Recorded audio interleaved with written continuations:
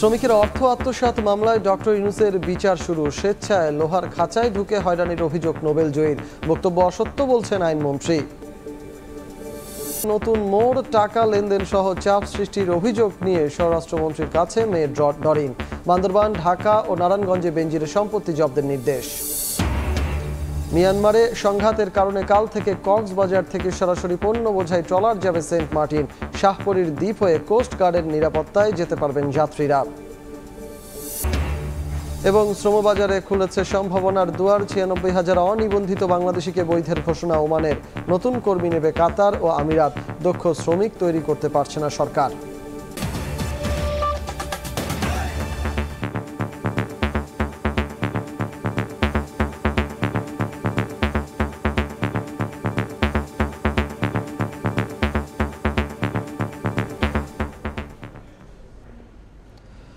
এদিকে রাজধানীর উত্তর সিটিতে ৬ ঘন্টা এবং দক্ষিণে ২৪ ঘন্টার মধ্যে কোরবানির বর্জ্য অপসারণের ঘোষণা দিয়েছেন ঢাকার ২ মেয়র। তবে এজন্য নগরবাসীকে নির্দিষ্ট স্থানে কোরবানি দেওয়ার আহ্বান জানিয়েছেন তারা। রাজধানীতে ঈদগাহ ও বর্জ্য ব্যবস্থাপনা পরিদর্শন শেষে একথা বলেন ২ মেয়র। বুধবার সকালে উত্তরের মেয়র বর্জ্য অপসারণের জন্য নতুন ৪০টি বিশেষ ট্রাক যুক্ত করেন সিটি কর্পোরেশনের পরিচ্ছন্নতা বহরে। ফলে গতবারের চেয়ে এবার বর্জ্য অপসারণে উত্তরের সক্ষমতা আরও বৃদ্ধি পেল। মেয়রের ঘোষণা, ঈদের দিনই পরিচ্ছন্ন হবে তার ঢাকা উত্তর। আমি কথা দিতে চাই, ইনশাল্লাহ ৬ ঘন্টায় আমি বর্জ্য পরিষ্কার করব ইনশাল্লাহ। নির্দিষ্ট স্থানে পলিব্যাগের মধ্যে যেটি আমি দিচ্ছি ১০,৪০,০০০ পলিব্যাগ দেওয়া হয়েছে এবারটা।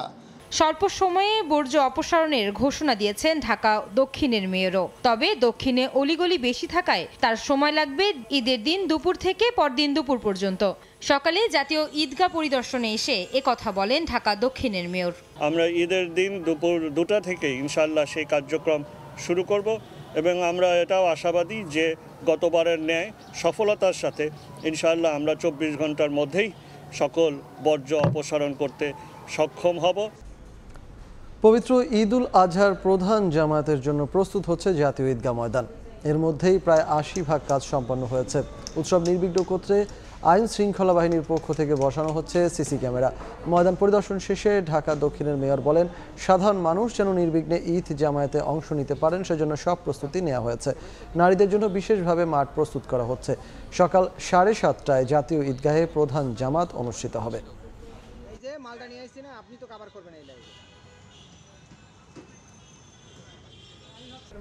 এবার শ্রমিকের টাকা আত্মসাতের মামলায় প্রাথমিকভাবে অভিযুক্ত ডক্টর মোহাম্মদ ইউনূস। প্রায় ২৬ কোটি টাকা দুর্নীতির মামলায় ইউনূস সহ ১৪ জনের বিচার শুরুর আদেশ দিয়েছেন আদালত।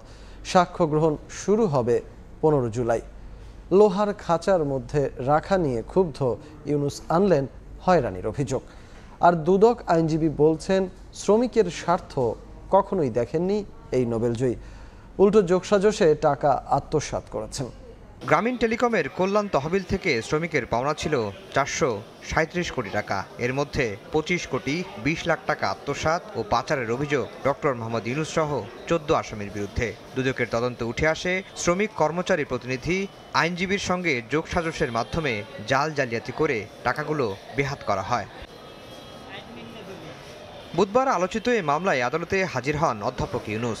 ছিলেন অন্য ১৩ আসামিও। তাদের বিরুদ্ধে অভিযোগ পড়ে শোনানো হয়। কাঠগড়ায় দাঁড়িয়ে নির্দোষ দাবি করেন আসামিরা। এ সময় আদালতে উপস্থিত ছিলেন কয়েকটি দেশের প্রতিনিধিও। পরে ইউনূস সহ ১৪ আসামির বিচার শুরুর আদেশ দেন আদালত। সাক্ষ্য গ্রহণের দিন ধার্য করা হয় ১৫ জুলাই। ইউনূসের দাবি, তাকে হয়রানি করা হচ্ছে।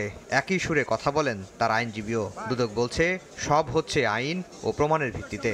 একটা হলো যে আমি রক্তচোষা, একটা হলো আমি সুদখোর, একটা হলো যে আমি দেশের শত্রু, আমি পদ্মা সেতুর অর্থ আটকে দিয়েছি, আমি চারদিকে ষড়যন্ত্র করে বেড়াই। এগুলো হলো হয়রানি, যে কথার কথা বলেই যাচ্ছে। আগে অভিযোগ করেছে লেবার কোর্টে, আপনি কেন শ্রমিকের প্রাপ্য দিলেন না, আর এইখানে প্রাপ্য দেওয়ার পর বললেন আপনি তাদের প্রাপ্য দিয়েছেন, তাদের সাথে কেন দিলেন, কেন নেগোসিয়েশন করলেন, এটাই হচ্ছে অপরাধ। ডক্টর প্রফেসর ইউনূস তিনি তো শ্রমিকের স্বার্থ কোনোদিন দেখেননি। একটা সেটেলমেন্ট এগ্রিমেন্ট করেছিলেন, সেই সেটেলমেন্ট এগ্রিমেন্টটা জাল ছিল, কারণ সেখানে যেদিন এগ্রিমেন্ট করেছেন সেদিনই তারা ব্যাংক অ্যাকাউন্ট ব্যবহার করেছেন, অথচ ডকুমেন্টসে দেখা যাচ্ছে ব্যাংক অ্যাকাউন্টটা 1 মাস পরে হয়েছে। বিচার শুরু হওয়া 14 জনের মধ্যে ডক্টর ইউনূস সহ 7 জন গ্রামীণ টেলিকমের, 3 জন শ্রমিক কর্মচারী ইউনিয়নের নেতা এবং 2 জন আইনজীবীও রয়েছেন। আইনের যে 2 ধারায় আসামিদের বিচার শুরু হচ্ছে, এর এক ধারায় সর্বোচ্চ সাজা যাবজ্জীবন কারাদণ্ড, আরেক ধারায় 10 বছরের শাস্তির বিধান রয়েছে। আফজাল হোসেন, সময় সংবাদ, ঢাকা। এমপি আনার হত্যার তদন্ত কাজ বন্ধে টাকা লেনদেন সহ চাপ সৃষ্টির অভিযোগ করেছেন তার মেয়ে মুমতারিন ফেরদৌস ডরিন। দুপুরে স্বরাষ্ট্রমন্ত্রীর সঙ্গে দেখা করে তিনি অনুরোধ করে বলেন, চাপের মুখে যেন তদন্ত কাজ বাধাগ্রস্ত না হয় ও দোষীরা যেন ছাড়া না পায়। এদিকে স্বরাষ্ট্রমন্ত্রী বলেছেন, আনার হত্যার তদন্তে কাজে কোনো চাপ নেই, সঠিক পদ্ধতিতেই চলছে তদন্ত। এমন পরিস্থিতিতে কোনো ধরনের চাপের মুখে যেন তদন্ত কাজ বন্ধ না হয়, বুধবার স্বরাষ্ট্রমন্ত্রীর সঙ্গে দেখা করে সেই আবেদন জানিয়েছেন মেয়ে মুমতারিন ফেরদৌস ডরিন। সঠিক তদন্ত করে কোনো তদবিরের চাপে পড়ে যেন আমার বাবার এই হত্যাকাণ্ড, নৃশংসভাবে নির্মমভাবে যে হত্যাকাণ্ড আপনারা জানেন, সেটিকে যেন বন্ধ করার চেষ্টা না করে। তদন্তকারী সংস্থা ডিবি বলছে, সাইদুল করিম মিন্টুকে জিজ্ঞাসাবাদের জন্য আটক করা হয়েছে। সদুত্তর দিতে পারলে তাকে ছেড়ে দেওয়া হবে, অন্যথায় নেওয়া হবে আইনগত ব্যবস্থা। এই যে বাবু যে কথাটি বলেছেন যে আমি ইমুকের সাথে কথা বলেছি, আমার মোবাইলগুলি ওনাকে দিয়েছি, এইগুলির সঠিকতা আছে কিনা এগুলি জিজ্ঞাসাবাদ করার জন্য মিন্টুকে সাহেবকে ডেকেছেন। পরে স্বরাষ্ট্রমন্ত্রী গণমাধ্যমকে জানান, এই হত্যার তদন্তে কোনো চাপ নেই, সঠিক পদ্ধতিতে কাজ চলছে। কে চাপ দিবে আমাদেরকে? কোনো চাপ চোপ নাই। আমরা সঠিক পদ্ধতিতে ইনকোয়ারি হচ্ছে এবং আমরা মনে করি ইনকোয়ারিটা হওয়ার পরেই আমরা সবকিছু বলবো, কার উদ্দেশ্য কি ছিল এগুলো সব আমরা পরে জানাবো। হত্যা রহস্য উদ্ঘাটনে সরকার কাজ করছে বলেও জানান স্বরাষ্ট্রমন্ত্রী। প্রসূন আশিস, সময় সংবাদ, ঢাকা। পুলিশের সাবেক মহাপরিদর্শক বেনজির আহমেদের পরিবারের সদস্যদের নামে থাকা আরও সম্পত্তি ও ফ্ল্যাট জব্দের আদেশ দিয়েছেন আদালত। ঢাকা মহানগর দায়রা জজ মোহাম্মদ শামস জবলুল হোসেন এ আদেশ দেন। এর মধ্যে রয়েছে রূপগঞ্জে 24 কাঠা জমি, উত্তরায় 3 কাঠা, বাড্ডায় 39.30 জমির ওপর 2টি ফ্ল্যাট, বান্দরবনে 25 একর জমি সহ আরও অনেক। এর আগে গত 23 ও 26 মে 2 দফায় বেনজির আহমেদ ও তার পরিবারের 621 বিঘা জমি জব্দের আদেশ দেন আদালত। এর মধ্যে সবচেয়ে বেশি জমির মালিক বেনজিরের স্ত্রী। তার নামে প্রায় 521 বিঘা জমি খুঁজে পেয়েছে দুদক। মিয়ানমারের সংঘাতের কারণে কাল থেকে কক্সবাজার থেকে সরাসরি পণ্য বোঝাই ট্রলার যাবে সেন্ট মার্টিন আর শাহপুরীর দ্বীপ হয়ে কোস্টগার্ডের নিরাপত্তায় যেতে পারবেন যাত্রীরা। সন্ধ্যায় বিষয়টি নিশ্চিত করেছে জেলা প্রশাসন। একের পর এক মিয়ানমারের গুলিবর্ষণের ঘটনায় টানা 7 দিন ধরে টেকনাফ সেন্ট মার্টিন নৌপথে বন্ধ রয়েছে নৌযান চলাচল। এতে খাদ্য সংকট দেখা দিয়েছে দ্বীপ বাসিন্দাদের। একই সঙ্গে অসুস্থ অনেককে সেন্ট মার্টিন থেকে পাঠানো যাচ্ছে না টেকনাফে। চরম ভোগান্তি আর শঙ্কায় ছিলেন তারা। 561 কোটি টাকার সার আত্মসাতের মামলায় সাবেক সংসদ সদস্য কামরুল আশরাফ খান পটনকে সকালে জামিন দেন হাইকোর্ট। বিকেলেই এ আদেশ স্থগিত করেছেন চেম্বার আদালত। সকালে বিচারপতি নজরুল ইসলাম তালুকদার ও বিচারপতি কাজী ইবাদত হোসেনের সমন্বয়ে গঠিত হাইকোর্টের দ্বৈত বেঞ্চ পটনকে জামিন দেন। এরপরই তা স্থগিত চেয়ে সুপ্রিম কোর্টের চেম্বার আদালতে আবেদন করে রাষ্ট্রপক্ষ। শুনানি শেষে স্থগিতাদেশ দেয়া হয়। গত 16 মে থেকে কারাগারে আছেন নরসিংদী 2 আসনের সাবেক এই এমপি। গত বছরের 26 নভেম্বর তাকে সহ 5 জনের বিরুদ্ধে মামলা করে দুদক। বাংলাদেশ ফার্টিলাইজার অ্যাসোসিয়েশনের সভাপতি ছিলেন পটন।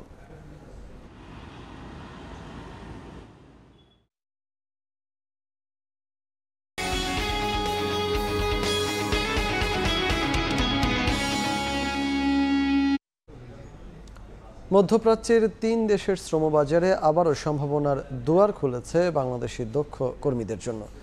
96,000 অনিবন্ধিত বাংলাদেশিকে বৈধতার ঘোষণা দিয়েছে ওমান সরকার। 11 ক্যাটাগরিতে অন্তত 3,000 কর্মী যাবে সংযুক্ত আরব আমিরাতে। ডাক্তার, প্রকৌশলী, নার্স, শিক্ষক সহ বিশেষায়িত কর্মী নেয়ার আগ্রহ দেখিয়েছে কাতার। মার্জিয়া মামুর রিপোর্ট। উপসাগরীয় তেল সমৃদ্ধ দেশ ওমান 1976 সালে মাত্র 113 জন কর্মী দিয়ে ধনী দেশটির শ্রমবাজারে বাংলাদেশিদের অভিবাসনের যাত্রা শুরু হলেও ওমান সরকারের সবশেষ পরিসংখ্যান বলছে বর্তমানে সেখানে বাংলাদেশিদের সংখ্যা 6,98,000। তবে তাদের অধিকাংশই অনিবন্ধিত। গত মে মাসে দেশটি সফরে শ্রম মন্ত্রণালয়ের ঊর্ধ্বতন কর্মকর্তাদের সঙ্গে বৈঠকে বসেন প্রবাসী কল্যাণ ও বৈদেশিক কর্মসংস্থান প্রতিমন্ত্রী। সেই বৈঠকের জের ধরেই অবশেষে অনিবন্ধিত 96,000 বাংলাদেশিকে বৈধতা দেওয়ার সিদ্ধান্ত নিয়েছে ওমান সরকার। ওমান আমাদের দীর্ঘদিনের স্টক ছিল, 96,000 অবৈধ হয়ে গিয়েছিলেন কর্মী বিভিন্ন পর্যায়ে, সেগুলোকে তারা বৈধ করবে। মধ্যপ্রাচ্যের আরেক দেশ সংযুক্ত আরব আমিরাতও নতুন করে 11টি ক্যাটাগরিতে দক্ষ বাংলাদেশি কর্মীদের চাহিদার কথা জানিয়েছে। তবে প্রথম দফায় ডেলিভারি কাজে 3,000 বাইক রাইডার নেবে দেশটি। আমরা 400 ট্যাক্সি, 500 মোটরসাইকেল যারা বিভিন্ন ডেলিভারির কাজে নিয়োজিত থাকবে।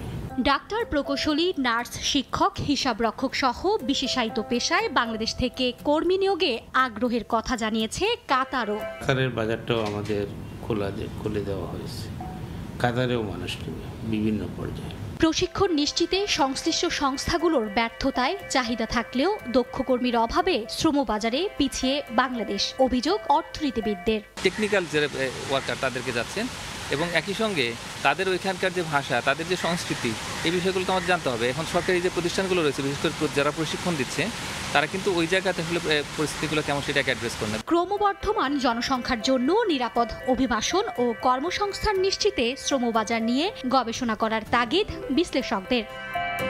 মার্জিয়া মুমু, সময় সংবাদ।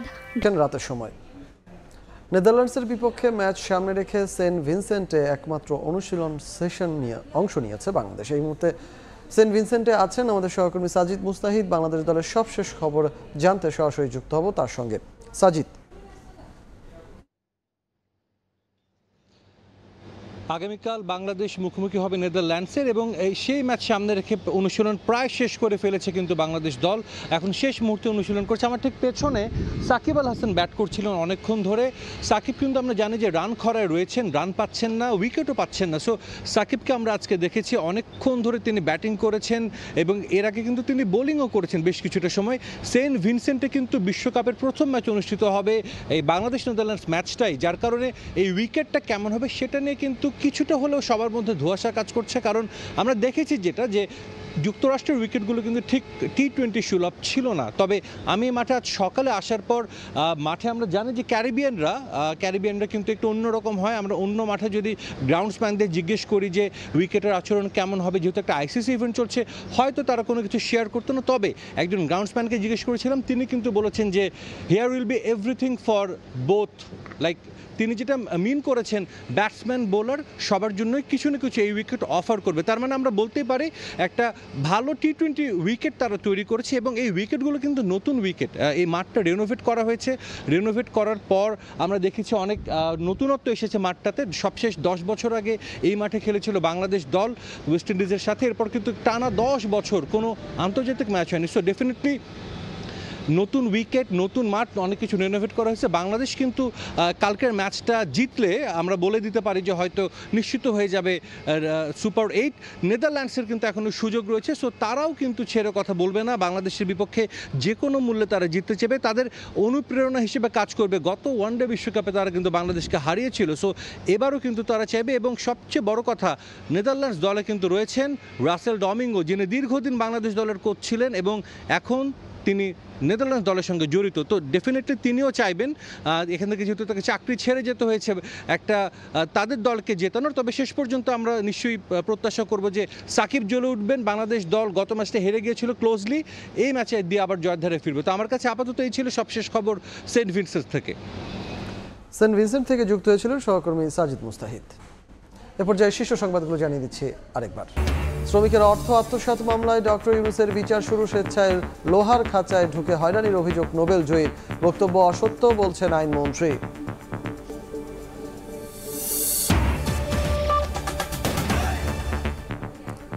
এই ছিল রাতের সময়ে। এরপর দেখবেন সম্পাদকীয়। সঙ্গে থাকুন সময়ের।